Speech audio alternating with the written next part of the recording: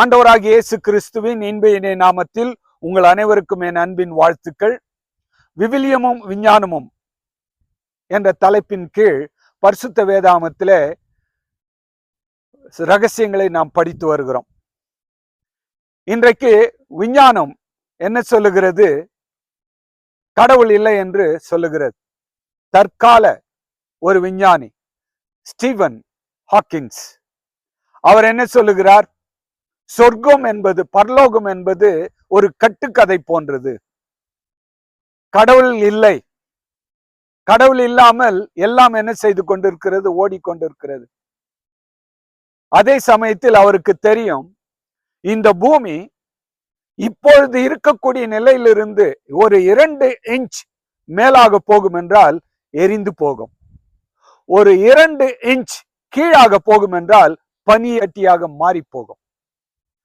அந்த எந்த இடத்தில் இருக்க வேண்டுமோ அந்த இடத்தில் ஆண்டவர் அதை சரியாக வைத்திருக்கிறார். முதலாவது நாளிலும் 2வது நாளிலும் இந்த பூமியை ஆண்டவர் எப்படி சூரியனுக்கு அருகே கொண்டு வந்து இந்த நீர்த்திவலைகள் பரவி ஆகாய விரிவு உண்டானது என்பதை குறித்து நாம் பார்த்தோம். 3வது நாளிலே பூமியில் வைத்திருந்த விதைகள் முளைக்க ஆரம்பித்தது என்பதை பார்த்தோம். 4வது நாளில் தான் மோசே பக்தனுக்கு இந்த கண்ணாடி வில்லைகள் மூலமாக இந்த அழகான சூரியனை முழுவதுமாக அவர் பார்க்க முடிகிறது. நன்றாக மனதிலே வைத்துக் கொள்ளுங்கள். மேகங்கள் இருக்கும் பொழுது சூரியனை என்ன செய்ய முடியாது? பார்க்க முடியாது. அந்த வானம் தெளிவாக இருக்கும் பொழுது எல்லாவற்றையும் நம்மால் பார்க்க முடிகிறது. 4வது நாளில் ஆண்டவர் சூரியனை உருவாக்கவில்லை. ஏற்கனவே சூரியன் என்ன செய்தது? இருந்தது. அங்கே நீங்கள் சூரியனை உண்டாக்கினார் என்று வாசிக்கும் பொழுது அடுத்த வரியிலே நீங்கள் வாசிப்பீர்கள் என்றால் இருக்க கடவுது, அடையாளமாக இருக்க கடவுது என்று சொல்லுகிறார். இருக்க கடவுது என்றால் ஏற்கனவே இருந்ததினால் தான் இருக்க கடவுது என்று சொல்லுகிறார்.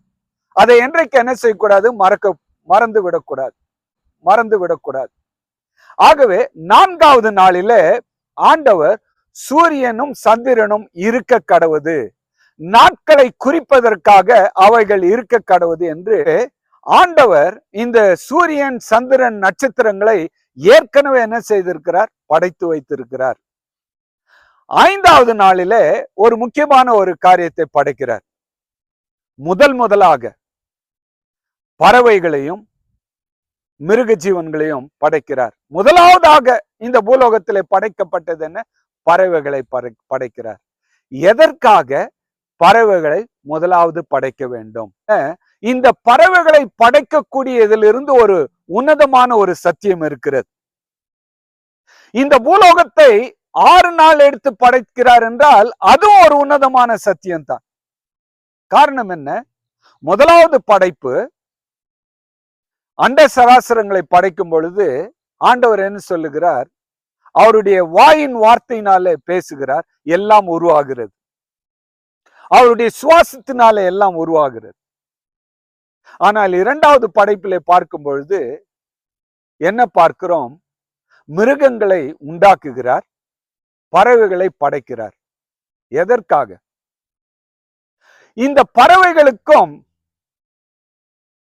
தேவதூதர்களுக்கும் ஏதாவது சம்பந்தம் இருக்கிறதா? யோசிக்க வேண்டும்.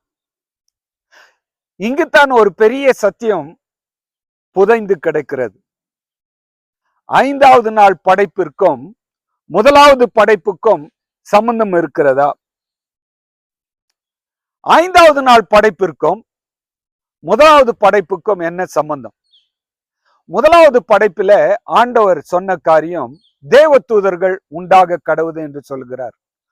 அதாவது கோடிக்கணக்கான தேவதூதர்கள், ஒருவேளை 100 கோடி இருக்கலாம்.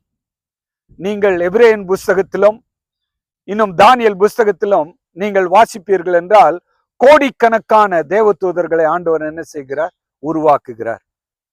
இப்படி கோடிக்கணக்கான தேவதூதர்களை உண்டாக்கின பொழுது அவர்கள் எப்படி உண்டானார்கள் என்று அவர்களுக்கு தெரியாது.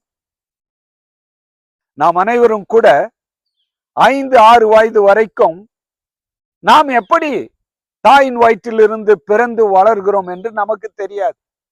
அதை ஆங்கிலத்திலே ஃபூல்ஸ் பாரடைஸ் என்று சொல்லுவார்கள். அதாவது முட்டாள்கள் உலகம். அந்த முட்டாள்கள் உலகத்திலே வாழும் பொழுது என்ன நடக்கிறது என்று தெரியாது. அதாவது முதலாவது படைப்புல ஆண்டவர் எல்லாவற்றையும் படைக்கிறார். யார் படைத்தது, எப்படி படைக்கப்பட்டார்கள் என்று அவர்களுக்கு தெரியாது. பரலோகத்தில் பாவம் உண்டானதற்கு காரணமே ஆண்டவர் யார் என்று தெரியாத ஒரு காரணம்தான். லூசிபர் இயேசு கிறிஸ்துவுக்கு இணையாக இருக்கலாம் என்ற ஒரு எண்ணம் அவனுக்கு வந்தது. அதைத்தான் பரிசுத்த வேதாந்தத்திலே வாசிக்கிறோம். அடுத்த காணொலியிலே அதை நாம் தெளிவாக பார்க்கலாம். அதாவது 5வது நாள் படைப்பிலே பறவைகளை எதற்காக உண்டாக்குகிறார் என்றால், இந்த அண்ட சராசரத்திற்கும் பூலோகத்திற்கும் எப்படி இந்த தேவதூதர்களையும் பல உலகங்களிலே வாழக்கூடிய மனுபுத்திரர்களையும் உண்டாக்கினார் என்பதை காட்டுவதற்காகத்தான் இந்த 5வது நாளிலே இந்த பறவைகளை உண்டாக்குகிறார். முதலாக இந்த பூலோகத்தை அவர் படைக்கிறதை லூசிபரும் மற்ற தூதர்களும் என்ன செய்கிறார்கள் பார்க்கிறார்கள். இவ்வளவு காலம் லூசிபர் என்ன செய்து கொண்டிருக்கிறான், இந்த இயேசு கிறிஸ்துவும் கூட, இரண்டாம் தத்துவ இறைவனாகிய இயேசு கிறிஸ்துவும் கூட தம்மை போல இருக்கக்கூடியவர் என்று தான் யோசித்துக் கொண்டிருக்கிறான். அவர் படைத்தவர், படைக்கிறவர் என்று அவனுக்கு தெரியவில்லை. சொன்னாலும் கேட்கக்கூடிய புத்தி அவனுக்கு இல்லை. அப்படி புத்தி இல்லாத பிள்ளைகளுக்கு என்ன செய்ய வேண்டியிருக்கிறது, பாடம் கற்றுக் கொடுக்க வேண்டியிருக்கிறது. அந்த பாடம் கற்றுக் கொடுப்பதற்காகத்தான் ஆண்டவர் என்ன செய்கிறார், இந்த 6 நாள் எடுத்து படைக்கிறார். அப்படி என்றால் முதலாக இந்த காரியத்தை அவர்களுக்கு செய்து காட்டித்தான், இப்படித்தான் நீங்கள் என்ன செய்யப்பட்டீர்கள், படைக்கப்பட்டீர்கள். யோசித்து பாருங்கள், இன்றைக்கு வானத்திலே கழுகுகள் பறக்கிறதை நீங்கள் பார்ப்பீர்கள். இன்றைக்கு பறவைகள் பறக்கிறதை பார்த்து மனிதன் என்ன செய்தான், விமானத்தை கண்டுபிடித்திருக்கிறான். அந்த பறவைகள் எப்படி பறக்கிறது, எவ்வளவு ஆச்சரியமாக இருக்கிறது. அது எப்படி அந்த ரெக்கைகள் அமர்த்தப்பட்டு இருக்கிறது. இன்னும் தேவதூதர்களை நீங்கள் பற்றி படிக்கும் பொழுது அவர்களுக்கு 6 ரெக்கைகள் இருக்கிறது, 4 ரெக்கைகளுடைய தேவதூதர்கள் இருக்கிறார்கள், 2 ரெக்கைகளுக்குரிய தேவதூதர்கள் இருக்கிறார்கள். ஆனால் அவர்கள் எப்படி படைக்கப்பட்டார்கள் என்பது அவர்களுக்கு தெரியாது. அப்படி தெரியாத நிமித்தமாகத்தான் பரலோகத்தில் என்ன செய்கிறது, பாவம் உண்டாகிறது. அந்த பாவம் உண்டானதினால்தான் இந்த பூலோகமே என்ன செய்யப்படுகிறது, படைக்கப்படுகிறது. ஆகவே 5வது நாள் இந்த பறவைகளின் படைப்பின் காரணம் லூசிபருக்கும் அண்ட சராசரத்தில் வாழக்கூடிய மக்களுக்கும் இயேசு கிறிஸ்து கடவுள் என்று நிரூபிப்பதற்காகத்தான் அப்படி படைத்தார். இதனுடைய தொடர்ச்சியை அடுத்த காணொலியிலே பார்ப்போம்.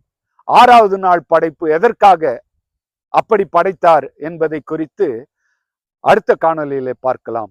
நீங்கள் தயவு செய்து பொறுமையாக இதை கேட்கும்படி உங்களை அன்புடன் கேட்டுக்கொள்கிறேன். கர்த்தர் உங்களை ஆசீர்வதிப்பாராக.